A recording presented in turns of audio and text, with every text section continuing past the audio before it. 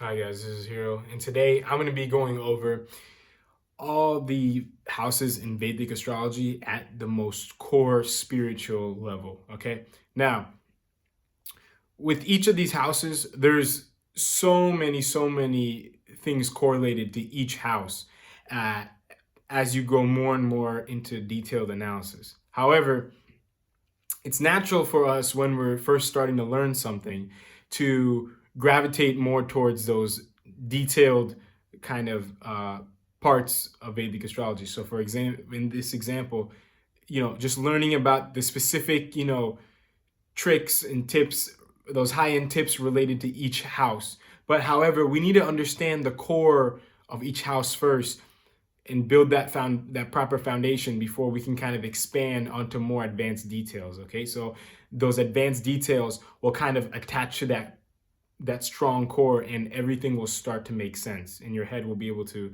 kind of be able to wrap around all that information and kind of expand further and further out. Okay, so here I have a North Indian style chart. Now, why do I have it specifically in the North Indian style? Well, because in the North Indian style, the houses never change, okay? Regardless of which sign is in which each house, this is always the first, this is always the second, third, fourth, fifth, sixth, seventh, eighth, ninth, 10th, 11th, and 12th, okay? Those are always the houses for someone's chart or a chart of anything if you're looking at it from here, okay? Now, like I said, this is just kind of the core of each house, okay? In my opinion. So there's obviously not going to be every single thing related to this house I'm going to write down on this whiteboard. Okay. It's literally just impossible. And there's always going to be something about every house that you don't know. Okay. We're always constantly learning. And there's a quote, which is, you don't know what you don't know. Okay. So you might think you know a lot, but there's always going to be something out there that you don't know. The best way that you can learn everything, including those finer details, is, like I said in a lot of my videos, go within, connect with that higher consciousness.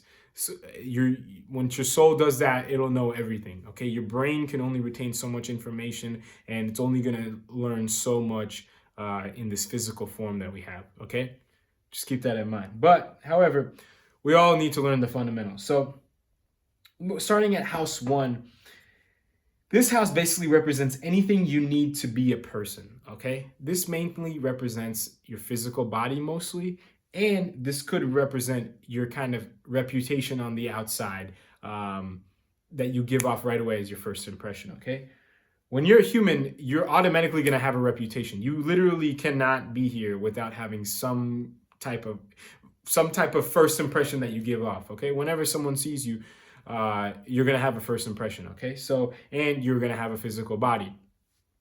So yeah, that's basically the first house as a whole. Obviously, there's other stuff here that I haven't described, but like I said, at a core level, it's anything you need to be a person. Okay. Second is anything you need to be stable. So that could include food, right? You need food. Food is a big part of stability. Family is a big part of stability. Any also, there's a lot of luxuries associated with the second house as well.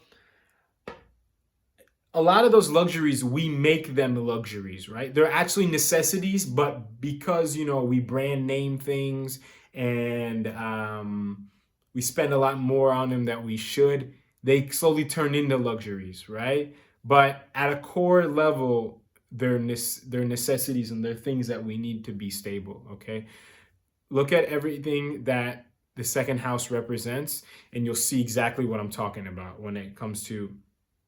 um, when it comes to necessities that we turn into luxuries. Okay, this could be stuff like clothes, for example. Third house represents all your self efforts. Okay, kind of being able to expand from that stability that you've established. Okay, so this could be mostly like your communication is a big part of the house number three. Okay, probably the biggest self effort from house three is your ability to communicate. The fourth is anything that nurtures you. Okay, so this could kind of be mother, home. Fourth also represents happiness in general. Okay, whenever we get nurtured, it's almost impossible to feel some sort of happiness. Okay. Fifth is anything that fulfills you. So this could be like romance, for example, is fifth house. You'll notice fifth house is a trine house. Okay, it's a very benefic house. So you'll notice a lot of that stuff. Children is represented by the fifth house. Also, it's something that fulfills us. The fifth house represents just anything that just really fills us at the level. Fifth house is also, the natural fifth sign is Leo. So Leo's ruled by sun.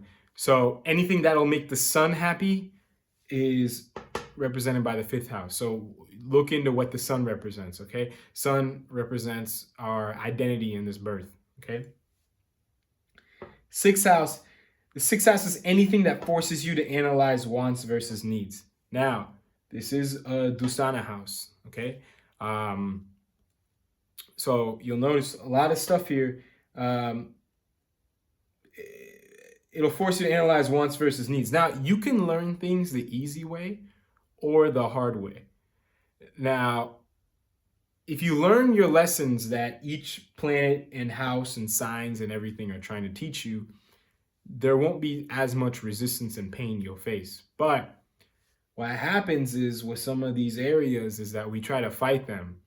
And when we try to go against them, it causes a lot of resistance because, certain aspects of us, right? The planets are all just parts of us, are trying to do something and we're not really aligned with that. So we need to kind of reflect and see, okay, what is it that we need to do here to kind of evolve at a soul level.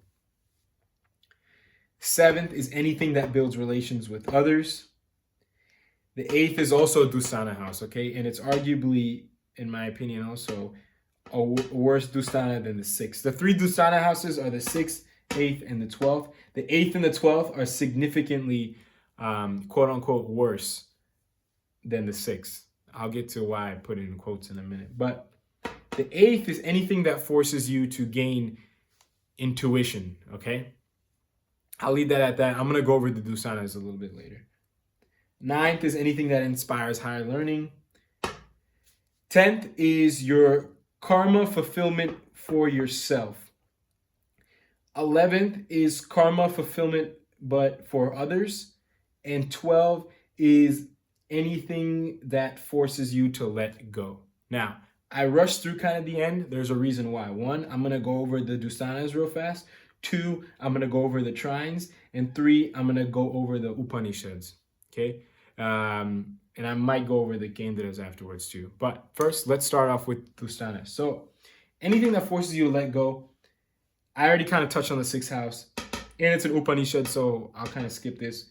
And 8th is anything that forces you to gain intuition. Now, these two are arguably the worst 2 houses in the whole entire chart. However, they're also the 2 most spiritual the 2 most spiritual houses in the whole chart, okay?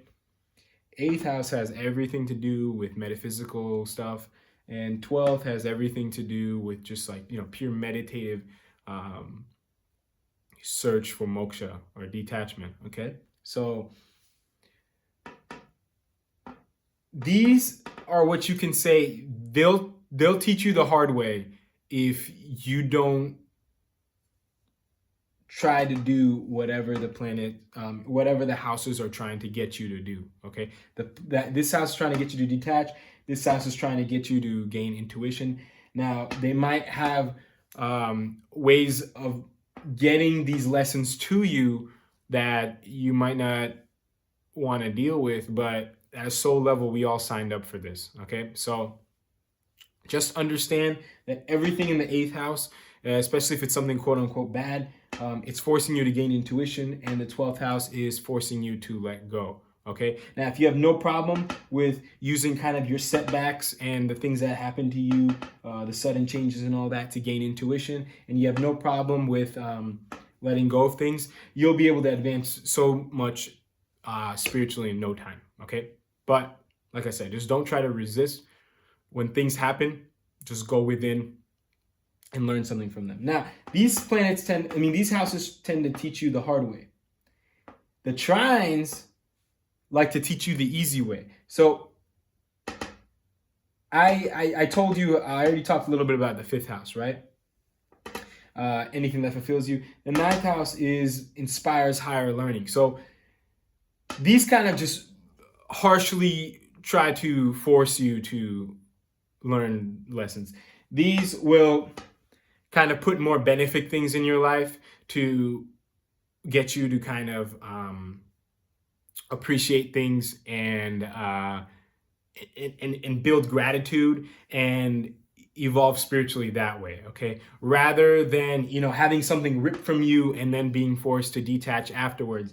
You might have a guru in your life or something that teaches you detachment and kind of guides you on how to slowly let go of things, okay? But like I said, these 4 houses are arguably the most spiritual houses in the whole chart. And these 2 are the best 2, quote unquote, and these 2 are the worst 2, okay? But I would honestly say the worst 2, quote unquote, they'll get you to a spiritual level genuinely a lot faster than these 2, because these 2 will pull you away from this worldly illusion so fast, okay?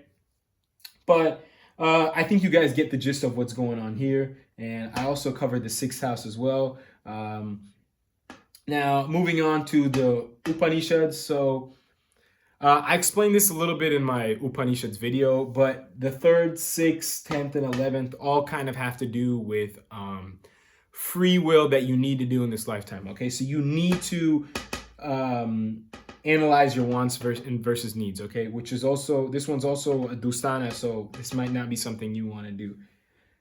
You need to put in self-efforts in some way, okay?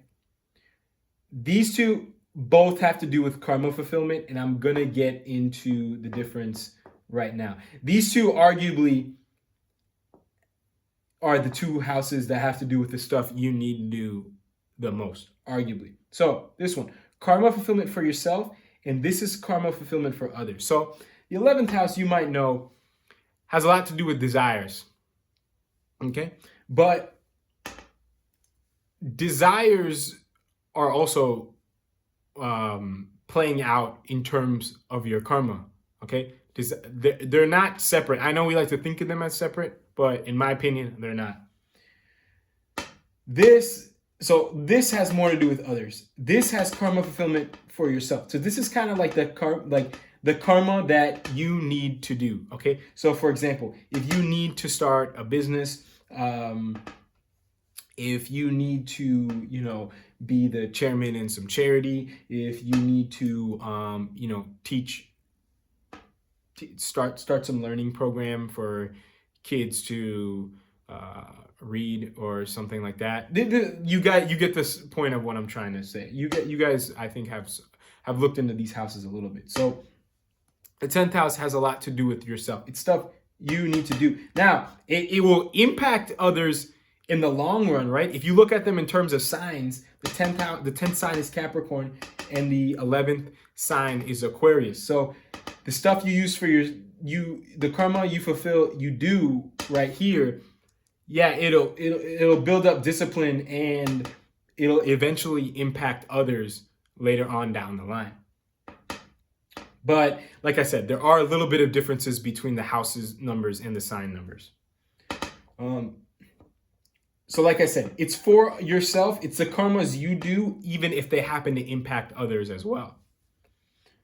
The 11th house is more karmas for others. So this could be desires related with others, okay? A huge percentage of our desires are all experiences with other people. That's a big one. Now, this also could be, let's just say other desires, right? Like cars, clothes, stuff like that. You could be like, oh, well, that's for yourself. That's not for others. Well, wrong, because our ego, whenever it obtains something, it's subconsciously trying to feel good about ourselves related to others. Okay, so for example, if we get a car, we're trying to basically show off who we're trying to present ourselves to be to others, which is impacting others as well. Okay. All our desires are, most of them are genuinely have some kind of connection with other people as well. Okay. The clothes we wear, yeah, we wear nice clothes. We think nice clothes is a desire, but what's the root cause of that desire? The root cause of that desire is showing off for other people. Okay. Even experiences we partake on. We're trying to make it so that, oh, I'm having so much fun than other people. Okay. So I hope that covered this. So far I covered 1, 2, 3, 4. 1, 2, 3, 4. It looks like the only thing I'm missing is the Kendras and the second. So I'll just do the second real fast before the Kendras. The second, yeah, like I said, I think I discussed, it's basically just anything we need to be stable. And there might be some luxuries thrown in the second house, but those are necessities that are at a root that we turn into luxuries. Okay. For example, really nice foods. Okay, we need food to survive, but fancy dinners, stuff like that, they're also included in the second house, but we turn them into luxuries. Okay, the Kendras, they say, are kind of the core of our material life. Okay, so anything you need to be a person, like I said, which is yeah, like your body, your reputation, stuff like that. Anything that nurtures you, also your happiness. Your relations with other people, and the karma that you need to fulfill. Okay, this is a huge chunk of your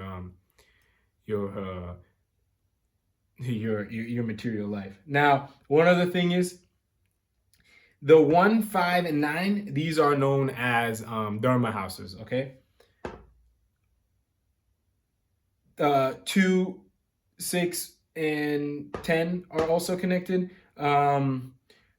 3, 7, and 11 are connected, and 4, 8, and 12 are connected. Okay, 4, 8, and 12, you'll notice they all have to do with like moksha and stuff like that. And these all have to do with desires, kama, and these all have to do with money houses. Okay, why? Because so I'll start with the money. So 2, 6, and 10. Karma fulfillment, this has a lot to do with, like, let's just say, like starting a company, stuff like that, getting promoted. This is connected to money. 6, analyzing wants versus needs. This could be like, okay, you need to go into your job every day, stuff like that, the stuff you need to do. This is connected to money. And you obviously need some sort of money to stay stable. Your desires, your kama houses, your self-efforts, building relations, and karma fulfillment for others. I just kind of explained how all desires are connected to others. This is also your relations with other people are a form of your biggest desire. And the third house, as far as your self-efforts, it kind of builds the foundation for you to achieve any of your desires at all. 4, 8, and 12 are moksha houses. 12, letting go, detachment. This is literally the pinnacle of moksha. Gaining intuition is also a part of attaining moksha, because you're gaining intuition, you're detaching from the illusion, you're seeing through the illusion. 4th house also has to do with moksha as well. They all have Pisces, Scorpio, and Cancer energies to them, respectively. Okay, I feel like there's something I'm missing. Oh yes, the famous, the dharma houses. Okay, so like I said, dharma houses have a lot to do with your mission at a spiritual level on this earth. Okay, so the higher knowledge you're supposed to learn, the fulfillment you're supposed to kind of have, and this also has a lot to do with your intuition as well, and kind of who you are, okay, in this life. They all have a huge connection to your dharma. Okay, so like I said, I'm just kind of just speaking freestyle off of some of the most important features that I that I think are important at a soul fundamental level for the houses. But there's obviously a lot more connections and attributes to each individual houses, as well as all the different groupings of houses in here. But this is a good start to kind of set that foundation straight. So hope this educated you somehow. If you have any questions or comments, let me know. And until next time, I will talk to you guys later. Thank you.